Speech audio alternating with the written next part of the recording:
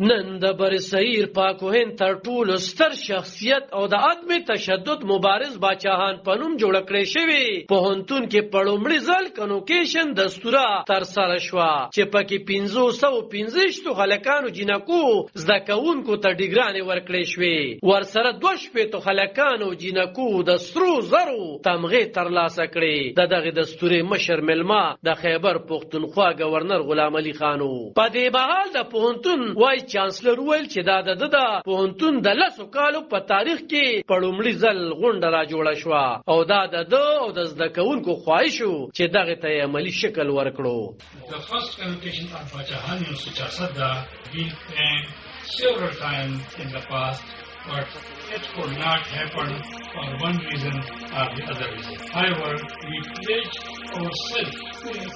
that we will make it happen, and this time and finally we are here celebrating the first convocation of the Bachahan. Today mark the day when we celebrate the outstanding achievements of our students. I am indeed very delighted on this occasion. The convocation covers 2014 to 2021. ये 8-9 साल की convocation is the first time holding. په دې پوهنتون کې د کروندې د څانګې نه خنا سلیم د سرو زرو تمغه ترلاسه کړه او یې ول چې دا تمغه د هغې شهیدانو په نوم کم چې په ترهګر برید کې وجلي شوي وو خو وایي چې یوه زنانه د نارینه د مرستې بغیر هیڅ نشي کولی تر څو چې هغې ته رور پلار یا خاون مرسته نه وي ورکړې. زما نامه هنا سلیم ده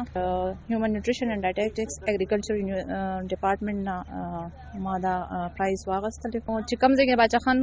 یونیورسيټي خبره کیږي او الته شهیدان یې ورکو خو یو اسه خبره ده د په دې یونیورسيټي کې زمونږ وینې توي شوې دي نو نن کزه یو ځای کې ولاړم بینګ فیمیل به یو خبره د خپل خويندو ته مخه ته کوم چې چرته یو فیمیل انډیپندنت نشي کېدی بغیر د یو میل د سپورټ نه کو هغه دغه د رول په فارم کې دی کداغه د پلار په فارم کې دی کداغه د استاد په فارم کې دی او کداغه د هسبند په فارم کې دی یا دغه د ماشوم په فارم کې دی نو همیشه سپورټ شاته د فیمیل او مونږ غواړو چې موږ دغه شانتي د خپل زنانه چې هغه سپورټ کی او هغه انډیپندنت کی. په دې پوهنتون کې د 209 د ماستر یو سل څلور شپېته او د ایم پیل او پی ایچ ډي سکالرانو ته 3 شپېته ډیګري ورکړې شوې. په دې موقع په دغه پوهنتون کې د سکیورټي انچارج شفاق خان هم د پی ایچ ډي ډیګري ترلاسه کړه. علب خان شیرپو دلبر نیوز